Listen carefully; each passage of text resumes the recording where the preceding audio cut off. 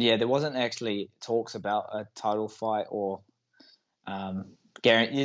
The UFC are very good at picking their words, so they never said yes, they never said no. They just said, um, you guys are the top guys, kind of thing, and this is the fight if you want to take it. So a lot of I guess not much to work with, but that's all I need. I want to fight the best guys in the world, and if I want a title fight, I got to take out the best. So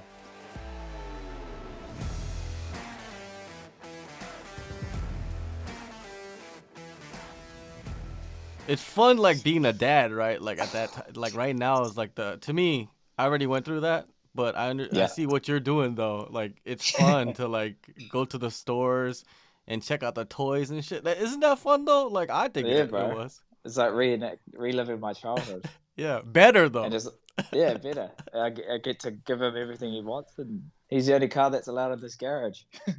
Yeah, yeah, exactly, man. It's fun, man. Like going through that period, and you're probably really enjoying that. And you got this, career in fighting on the side. Dad first and all that, right? Yeah, man. March 26th, man. They set you up, UFC Columbus, so you're in front of a crowd. Asker Mm. Askerov. You were calling for the title shot after you knocked out Cody Garbrandt. A lot of talk about that. They're like, yeah, even Chael Sonnen made a video about like you should be Mm. fighting next for the title. You Yeah, stayed stateside for a little bit, and it seemed like you got that fight done while you were in Vegas. Take us through the whole process of getting this fight booked. yeah, pretty much straight away. I kind of had an offer. I was in kind of two minds. I was like, well, should I wait? But then I messaged Dana straight away. I said, hey, bro, I'm in Vegas. I'm in America for a month after this fight. If anyone pulls out, or you guys need uh, uh, a replacement, or I'm your guy. I'm here to fight, and I can step in. I can make weight. And Dana just said, I love that. I love to hear that, and I'll let you know. So things didn't work out. Obviously, they fought Brandon and Figueroa, but I'm in the conversation. Figgy was calling me out after the fight. He wanted to fight Cody, but since I bet Cody, I'm the guy he wants to fight now. So it's good that the champ wants to fight me, but I've got a fight in front of me. So when I signed, pretty much while I was in Vegas, I told my coaches, we could just wait and I guess miss an opportunity, or we can just take out the number one guy, which is Asker Askerov. So I didn't want to miss that opportunity, so I just said, yeah, let's just book it and get ready for that. So best thing to do is stay active, stay ready, and yeah, make a run at this title and take out the number one guy. So that's all I've been focusing on. Even though the champ's calling me out, um, my eyes are focused on one guy at a time. So yeah, I'm ready. Yeah, I can't wait to get in there. March 26th is my birthday, so I'll be turning 20. I'll be 29, and I'm just happy to be fighting in front of a crowd. I don't want to fight at the Apex. I want to. The fights don't do it justice, without a crowd. So that's what we do. Why we do it, to feed off their energy and be entertainers. So yeah, I can't wait. I've just kind of pretty much stayed training all the way through. Had a little break in Hawaii while I was over in Vegas with my family, and then pretty much when I got back to New Zealand, had 10 days in MIQ, kept my weight down. Did what I could, especially being stuck in a room for 10 days with my wife and my son. But yeah, I came out of the gym and just straight back into came out of MIQ straight back into the gym. So 2.5 weeks out now, and I'm just more than ready to get back in there. I'm feeling good, feeling refocused, and ready to shock the world once again. Yeah, going back to, taking this fight, you could have waited. Was there like a deal that the UFC came to you with and said, and then it was almost like, man, I got to take this deal? Or was it just like adding the next fight to your schedule? Yeah, there wasn't actually talks about a title fight or guarantee. The UFC are very good at picking their words, so they never said yes, they never said no. They just said, um, you guys are the top guys, kind of thing, and this is the fight if you want to take it. So a lot of I guess not much to work with, but that's all I need. I want to fight the best guys in the world, and if I want a title fight, I got to take out the best. So I know Asker Askarov is a tough opponent. Great record in the UFC and beating a lot of top guys in that top five. So I thought my ranking would have bumped up a little bit after beating Cody Garbrandt, but I guess he wasn't ranked in the flyweight division, so this is funny because I know if he would have beaten me, he would have got a title shot straight away. So that's why I was pushing so hard, saying why not? Why don't I get a title shot if you were going to do that to Cody? But he's a former champ and I guess holds a bit more weight coming in a new division, but I guess I just spoiled the party that night. So yeah, it's a beautiful thing when it all works out, and when you get overlooked and underestimated, and yeah, I definitely made a lot of people recognize who I am that night. Definitely did, and yeah, equal opportunity, man. We're pushing for that for everybody. Yeah. Askarov, he's been extremely active on Twitter toward you, man. The trash talk. How do you feel about that? I don't feel like it's him. I feel like it's his manager, because he doesn't. Obviously, he's Russian, so Mm-hmm. I know his English wouldn't be as slick as his tweets have been. So I can kind of feel like a bit of Ali in his tweets, but that's just the game. Everyone wants a piece when the spotlight's on you. Straight away he was tweeting to me after I beat Cody, and I've got more spotlight on me at the moment. No one really knows who he is if you're not a true UFC fan and know the flyweight division. He's not finishing fights. He's not knocking out former title holders. So a lot of them were calling me out after that fight, but that's the thing. When the UFC said, who's the front runners for the next title fight, of course my name's in the mix because I'm here. I'm here on the last pay-per-view of the year. I'm here in Vegas fighting in front of 30,000 people, and I'm here getting finishes. So that's the difference between why I deserve a shot. So you could look at everyone in that top 5 and see why I deserve a shot over them, even though I'm ranked number 6 in the world. I feel like I'm the best in the division, and I've got momentum on my side, which is a powerful thing in the sport. So yeah, people that are in front of me in the flyweight division, once I get past Asker Askerov, I'm next in line. I got next, so that's what's keeping me focused and keeping me kind of grounded, knowing that I've got work to do, and I've got a guy standing in front of me. But I'm excited. I welcome this challenge. He's going to be a wrestler trying to take me down and do what he can. But I've got a good scramble. I believe in my skill set, and I believe once I touch him, it's going to be a bad night. So yeah, I've got full confidence in myself. The tweets, you say it could be somebody helping him out. That could be a possibility, right? We've seen it happen before. But from the tweets, if you look at what he's writing, he seems really confident against you, man. Could he be underestimating you like Cody Garbrandt seemed like he did ahead of your fight? Yeah, definitely. This is a reoccurring situation. People overlooking me.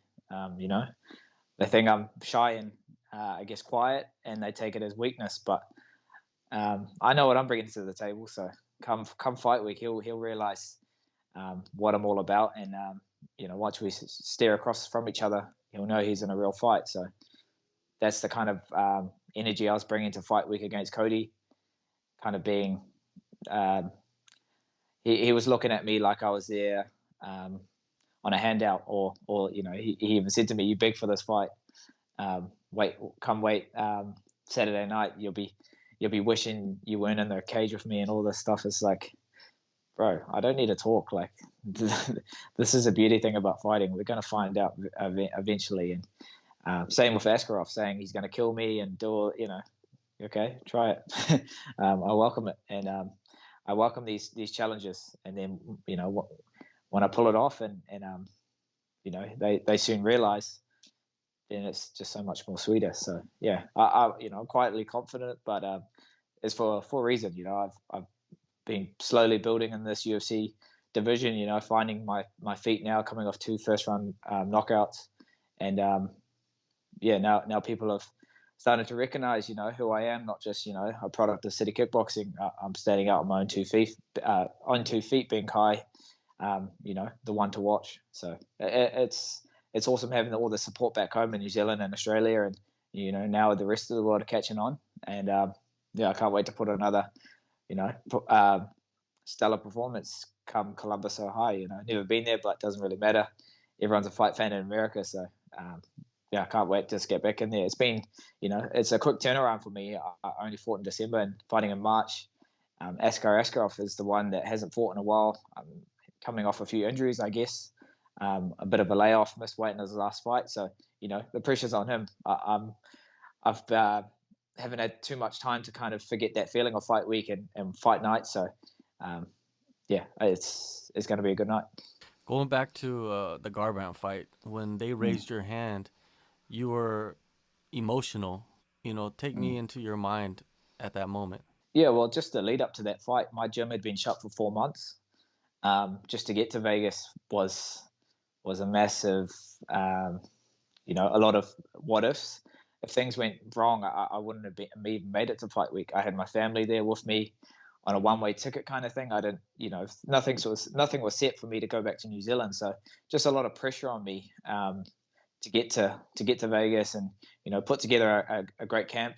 I'm lucky enough to have teammates that are, had put so much into me and helped me out to prepare me for that fight, even though we were in a lockdown where technically we couldn't train together because we're breaking the rules and it's against the law in New Zealand.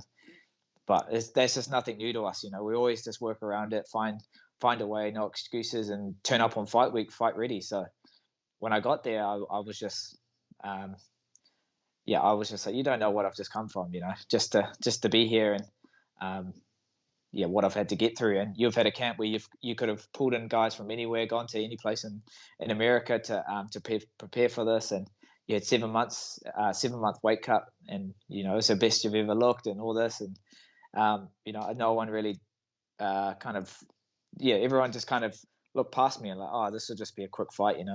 Cody's a former champ, he'll run through this guy, no sweat. And then obviously having teammates that have passed away, it was just something in the back of my mind ever since he passed. I went to his funeral, but then also before I left, I just paid him a visit. I'm close with all his brothers, and just paid his gravestone a visit and just said, I'm going to put on a show for you, man. Like, it was more than me, not just for me. I was doing it for something else and doing it for my family as well.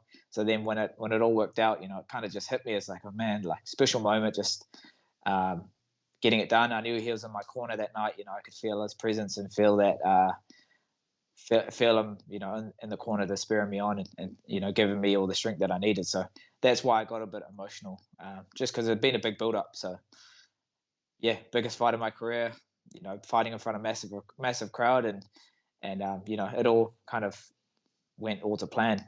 So yeah, you can't. It's just special moments. You got to just soak those in.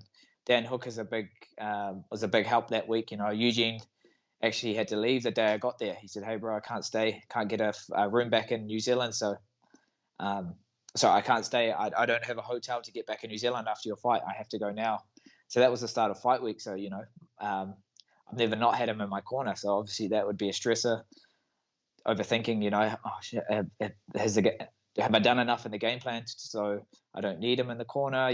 All these little things in the back of your mind. But I knew straight away. I was like, nah, we've been preparing for this for the last 4 months.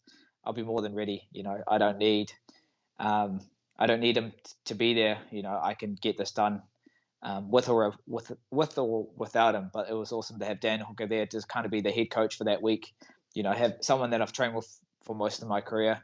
Just having that guidance that will give you that, I guess, reassurance that you're going to be all good and things are going to work out. And like Dan said, it all worked out. And yeah, it was just a good week for the boys, especially the week before Brad not getting the win and having to kind of just have a quick turnaround and refresh with the team and pretend like nothing had happened, coming to the fight week with new energy. So yeah, it was a great week for the boys. Do you feel like it was, I don't know if it's a turning point, but maybe the next, we always talk about levels, right, in the sport, but maybe you have reached another level with that performance, what you went through, the obstacles, and still came out with pretty much the best performance of your career. Yeah, definitely. You can take a lot of confidence from that. No matter what the circumstance, we can make it work, and no excuses. I kind of had in the back of my mind what Dan had to do for his fight against that Nazareth. Yeah, It that's was right. in it was in Dubai. Dan had to fly out like a day or 2 days before the fight because his visa wasn't issued, so he had to get that sorted and then fly over, make weight, I do media, make weight, and then the next day he had to fight, and he ended up getting the win. But like for that camp, he had it rougher than me. He was getting harassed by police, knocking at his door. Media were following him around, trying to sabotage, his training camp, everything that to try stop him, and he still got the win. So, I took a lot of inspiration from his fight camp, saying like, no excuses, just turned up and got it done. So I was in that kind of mindset. Okay, I'm here with my family. I don't have my head coach, but we'll make it work. And as long as I'm breathing and I can fight, then that's all I need, man. So no, I backed myself 100% that week, and you could see that come fight night. I was just like, I'm not losing tonight. Like, I'm the best in the world, and now it's time to show everyone. So yeah, you're starting to see that confidence in the ring now, and just carrying on into 2022. So haven't really stopped since, and it's definitely my time.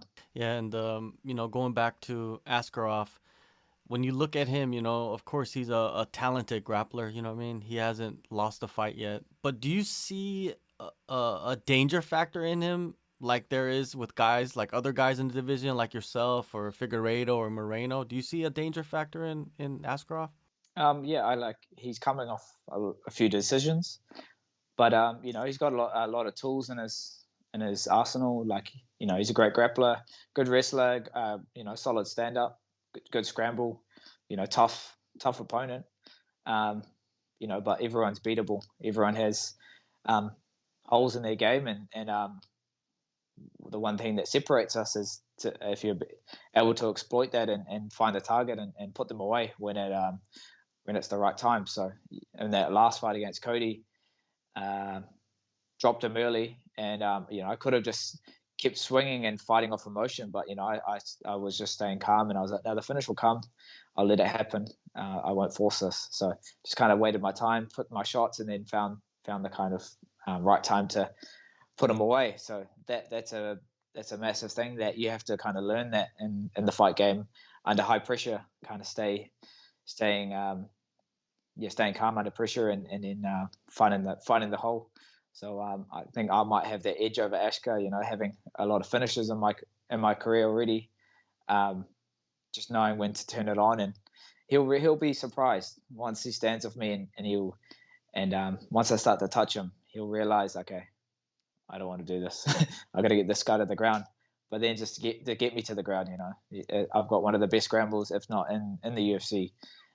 So I back myself 100%, and we've just got a great system here at City Kickboxing, and having my actual gym this time to train out of, and all my teammates and all our coaches, that's just given me all the confidence that I need. So I'm in my new house now. I've got more recovery set up. Like, I've got a chest freezer for an ice bath and a sauna in my garage, because that's just where I'm at in my career. I want to get the benefits from that 1%, just to be better.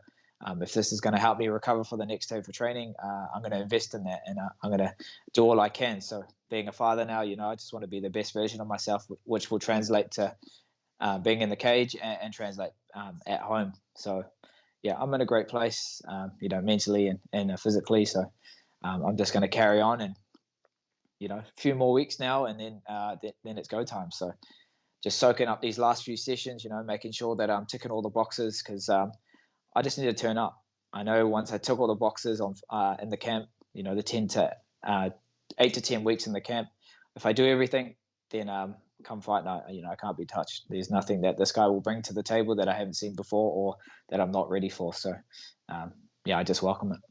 So in this fight, it's pretty much, we kind of have an idea of what he wants to do to you and what you want to do to him. It's just more of who's going to implement it properly, right? The game plan properly.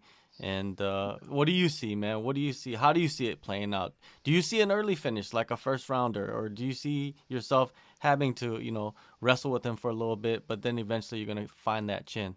Yeah, I guess we'll see first round. What's he going to do?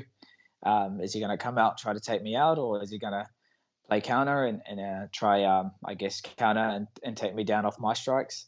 Yeah, there's a few ways this fight can go about, but I know eventually we'll get into a scramble or grappling exchange. But the fight always starts standing, so that starts in my ballpark. So um, yeah, like I said, I welcome the challenge. I want him to wrestle me. I want him to try to get me to the ground and make me stay there. So once I get past this guy, there's no excuse. No, everyone won't be saying, he hasn't fought an elite wrestler yet. It's like, oh, I'm the next in line. There's no one else. Once I take care of Asker, yeah, I don't want there to be any question. I don't want there to people to be saying he hasn't fought anyone in the top 5 or whatever.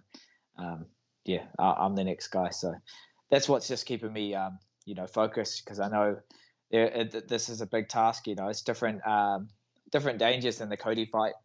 Obviously, Cody has a bit wrestling background, but he's more of a striker. Known for being more of a striker, so I guess that fitted my skill set a lot better. But this is MMA. You got to be well rounded. I got to pull in my other skills as well, and I'll show you all you guys that on March 26th. I'll show you my well-rounded game, and then how much I've leveled up everywhere, not just on my striking. So yeah, I can't wait to showcase all these new skills and just continue this road that I'm on to the title. Having Izzy just fought a few weeks ago, putting a masterclass performance against Robert Whitaker, and then my other teammate Carlos getting back in the win column, and Blood's falling short. Having a tough fight against a tough wrestler. I could take away a lot of things that he could have done differently, and I know he'll be back even stronger from that fight. So, some things I can even take away from that. Being against a wrestler, being dry. You just don't want to be caught, too early in those exchanges where you just can't find ways to get out. And he'll learn from that. But yeah, it's awesome to see the gym, so active. And now New Zealand's back open now, so our borders are back open to returning New Zealanders. So after this fight, I won't be stuck overseas. I can come back straight away after the fight and be with the family. So that's definitely less stressful, knowing that you're not going to be months at a time. You're just going to be away for just a week, which Americans have had. That's that luxury for the last 2 years. So finally, New Zealand and Australia can catch up with the rest of the world. So, like, say with someone like me, I could fly into New Zealand now and visit? I think that is happening in the next month or so. But I'm not 100% sure. I just know that returning New Zealanders, like from overseas, they've been stuck for like the last 2 years. So you had to go through a hotel to get to quarantine, and then you could come into the community. So now that whole system stopped, so you can just come back home. I don't even think you need to self-isolate. You can just come in and then you're sweet. So that's the dream. We've had to do this for the last 2 years, man. Like 3 fights that I've had to fight in the UFC, and 3 times I've had to stay in a hotel for 2 14 days and 1 10-day stints. So it's tough, man.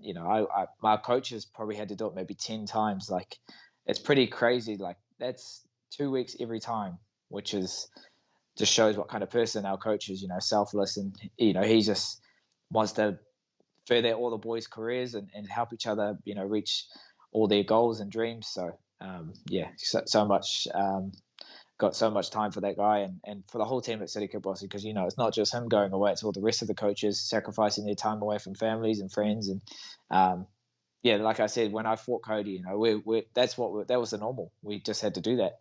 They didn't have to I guess spend time away from their families like we've had to. So yeah, when we go for fight week, there's so much more on the line, just because just to get here, we've had to, I guess, sacrifice a lot of things. Who's going with you this time? So yeah, the week before me is Dan. He's fighting in London. So I know Twist and Eugene will be at Dan's fight, and then straight after their fight in London, they're flying to Ohio to my fight. So they'll be their fight week. I think Frank will be there as well with me. And Geordie, my nutritionist. So, we'll have the full team like normal, which will be awesome. Just what I'm used to, nothing out of the ordinary. So yeah, it'll be good to have the full team back together. Yeah, shout out to Geordie. one of the top Yeah. guys out there, man. Yeah, I he's the love man. that. You know, you've been with him for a long time. I love the growth, like what he has reached in such a short period of time with the knowledge he has, man. He's just taken the industry by storm. And you've known the whole time, man. You've been working with him for so long, which is shown in your performances, right? And like how you take everything professionally with your diet and everything. Yeah, man, this guy's been a massive help in my career. Like, I wouldn't be where I am today without that knowledge that he's given me and just that guidance. You know, fight week is so much more easier now, less stress. My last weight cut was probably my easiest weight cut yet. The night before, I was eating ice cream. Like, yeah, it's so much. Yeah, it's just so much easier, and there's no more bro science. You know, it's just like he knows my body better than I do, so I just listen, and then it makes your life so much easier. So in these camps, you know, we're not restricting too much. Like this last camp, I haven't blown up usually in between the fights, so my camp hasn't been like a weight loss camp. You know, I've been able to fuel my sessions and get the most out of them, and not be, I guess, run down or like low on energy, which has been so. This is all new to me. Usually in my camps, you know, I'm cutting, you know, at least over 10 kgs just to make flyweight. So for this camp, it's been a lot different. I've just been disciplined in between and keeping my weight down, and like I even ran a marathon in between these fights just to see if I could do it. You know, that's the kind of mindset I wanted to tap into, just to feel that, I guess, grind and find that wall and try push through. I think Geordie actually put that into my head, because he's getting ready for an ultra marathon. So that's over like 100 kilometers, which is crazy. It's like a 10-hour run. So he was doing it all fight week. You know, every day he'll do like a half marathon before I'd start my day. He'd be running out like 6 7 a.m. Then he'll come and cook my meals, and then we'll start the day. So like I was like, oh shit, if these guys are doing it, like I want to test myself as well. Like that's why after my fight I was like, oh, I just want to, you know, see what they were doing and give it a go as well. So no, it's been cool to see them, you know, push. On fight day he ran a marathon around my hotel. Like there's like 200 times around our little hotel, because we're in like a one night quarantine, so you had to get tested the night before the fight. So then the next day you could corner and at the fights, and you couldn't leave the hotel. So he was like, well, I still want to get this done. So he's like, I'll just run around the hotel like 200 times. So crazy, like 4 hours of running. And I was like, didn't you feel sick, like running around in a circle? He's like, yeah, that's why I had to change direction. So, oh man, this guy is not normal. A beast, man. Yeah. Anyways, March 26th, man, UFC Columbus. Kai's back in action. Thank you, Kai, so much, man. It's always good to catch up with you, and all the best, man, this year, and hopefully by the end of the year you'll be, you know, on a pay-per-view fighting for the title. Appreciate it, bro. Thanks for the time, and yeah, enjoy the journey. It's road to the title, 2022 flyweight champion right here.